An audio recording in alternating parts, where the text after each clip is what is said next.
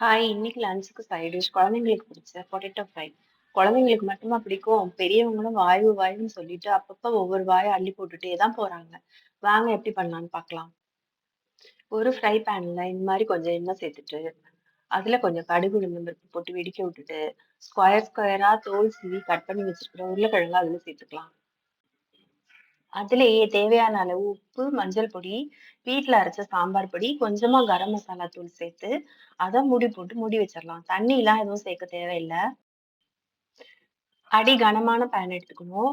அடுப்பு எப்பவுமே சிம்லயே வச்சுக்கிறதுனால இது அடியெல்லாம் பிடிக்காது.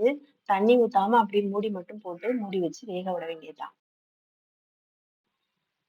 அப்பப்ப மூடி ஓப்பன் பண்ணி, கிழங்கு வெந்துருச்சான்னு மட்டும் பார்த்து கிளறி விட்டுட்டே இருக்க வேண்டியது தான். ஒரு 2 to 3 டைம்ஸ் பண்ணா போதும்.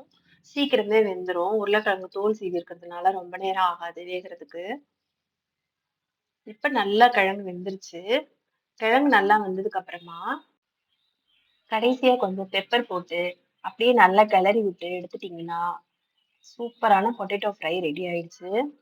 சாப்பாடே வேண்டான்னு சொல்ற பிள்ளைங்க கூட 3 வேளையும் சாதமே சாப்பிடுவாங்க. ஓகே ட்ரை பண்ணி பாருங்க. தேங்க்ஸ்.